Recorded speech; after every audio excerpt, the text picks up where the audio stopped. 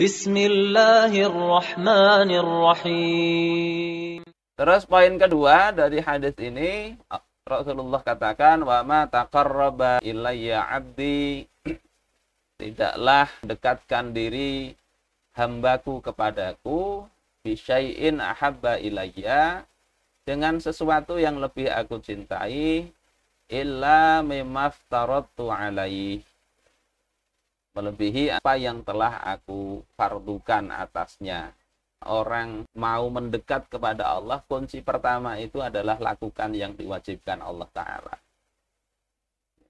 Kadang ini orang sering tertipu, sehingga yang sunnah itu dikejar habis-habisan, yang wajib dia sembarangan saja.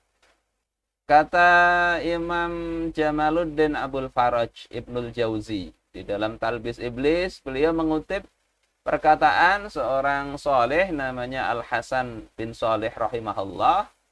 Kata Al-Hasan bin Soleh, inna syaitan la yaftahu lil abdi tis'atan wa tis'ina baban minal khair.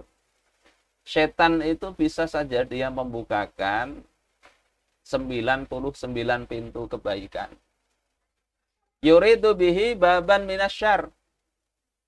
Yang dia inginkan dengan melakukan 99 pintu itu, dia masuk ke dalam satu pintu keburukan. Satu pintu keburukan itu apa? Bisa jadi 99 kebaikan itu melupakan dia dari melakukan kewajiban. Sibuk kesana kemari, yang sunnah digawe, dilakukan, yang wajib ketinggalan. Kemudian yang ketiga, tidak henti-hentinya hambaku itu mendekatkan diri kepadaku dengan amalan-amalan sunnah hingga aku mencintainya. Nawafil itu ya seluruh ibadah-ibadah sunnah, baik dia zahir, ibadah sunnah yang kelihatan seperti membaca Al-Quran, sedekah, dan seterusnya. Termasuk ibadah sunnah itu dikatakan di dalam Fathul Mubin itu adalah ibadah-ibadah yang sifatnya batin, tidak kelihatan. Seperti apa? Sifat zuhud, warok. Zuhud sudah kita pernah bahas, warok itu juga intinya sudah kita bahas dulu di dalam hadis tentang halal haram syubhat, ya. Kemudian tawakul, ya, tawakal kepada Allah, ridha. Wa annahu la tariqa ilallahi ta'ala wa wilayati wa mahabbati. Sesungguhnya tidak ada jalan kepada Allah, kewalian dan mendapatkan mahabbah atau kecintaan Allah Subhanahu wa taala. Tidak ada jalan ke sana selain ketaatan kepada Allah Subhanahu wa taala. Selain itu batil. Ingin mendapatkan karomah justru belampah. Belampah itu apa? Bertapa, enggak sholat. Nah, itu karomahnya bukan karomah dari Allah Subhanahu wa taala, itu tipu daya setan.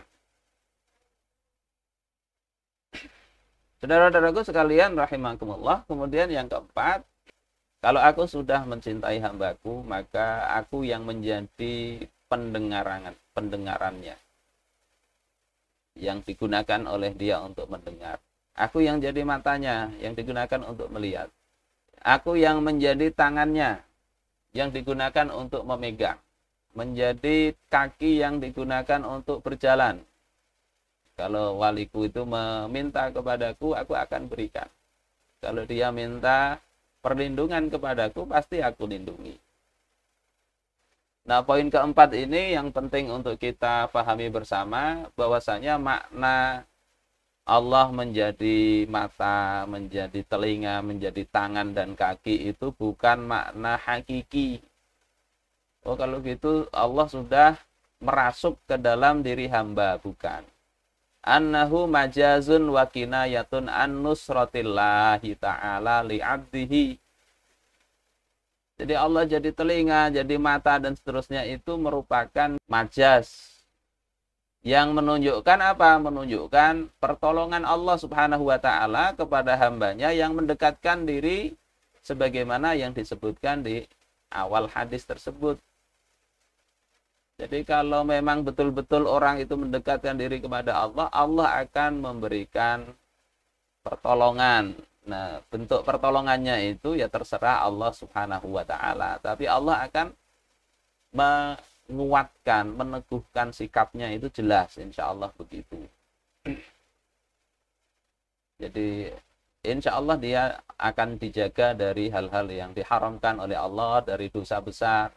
Nah, kalau Allah sudah menjaga ya, dengan kinayah tadi, matanya ya, dijaga oleh Allah, pendengarannya, kakinya tidak melangkah ke tempat-tempat yang Allah benci, maka balasan itulah balasan yang terbaik sebetulnya bagi seorang hamba. Terus bagaimana dengan tadi permintaan kepada Allah oleh waliullah itu tidak akan ditolak oleh Allah Subhanahu wa taala. Sementara kita lihat ada hadis Nabi itu meminta kepada Allah tidak dikabulkan. Tidak dikabulkan sesuai dengan permintaannya itu. Maka perlu kita lihat di sini bahwasanya bentuk pengabulan doa itu memang tidak mesti sesuai dengan apa yang diminta. Berdoa minta Avanza misalnya, tidak mesti dikasih Avanza. Bisa jadi dikasih oleh Allah Subhanahu wa taala Pajero, atau bisa jadi tidak dikasih apa-apa, dikasih sepeda pancal. Itu sesuai dengan apa yang baik menurut Allah Subhanahu wa taala. Kemudian yang perlu dicatat juga, seorang waliullah itu juga tidak mentang-mentang mereka itu punya doa yang mustajab, itu kemudian kita gunakan logika kita. Dan itu kalau doanya mustajab, kenapa dia begitu? Karena waliullah itu karena kadang cenderung mereka itu tenggelam menikmati ma'rifat kepada Allah Subhanahu wa taala, ya, ridha dengan ketentuan Allah. Mereka kadang tidak meminta ya, yang permintaan itu mungkin oleh orang awam akan dilakukan. Seperti apa? Di sini dicontohkan ada seorang yang namanya Sa'ad bin Abi Waqqas radhiyallahu an, seorang sahabat yang dikenal dengan orang yang doanya terijabah, makbul. Kalau di dalam Ihya itu diceritakan ketika datang ke Makkah itu orang-orang Makkah datang minta didoakan. Oleh Sa'ad didoakan. Ada seorang yang bertanya, wahai paman, engkau telah berdoa untuk menunaikan, agar Allah menunaikan hajat orang-orang. Kenapa engkau tidak berdoa agar Allah mengembalikan penglihatanmu? Jadi saat waktu itu sudah tua, matanya tidak lagi bisa melihat. Beliau jangankan berobat, ya, berdoa aja enggak. Berdoa supaya sembuh aja tidak. Ya, beliau katakan qada Allah taala ahabbu ilayya min baswari. Yakni qada Allah telah tetapkan aku ini tidak bisa melihat. Itu beliau pahami, oh itu Allah yang mengasihi. Itu lebih aku cintai daripada penglihatanku. Di dalam masalah berobat ini nanti para ulama memang ada ikhtilaf, ya, mana yang lebih afdal, berobatkah tidakkah. Mayoritas itu mengatakan ya berobat itu sunnah.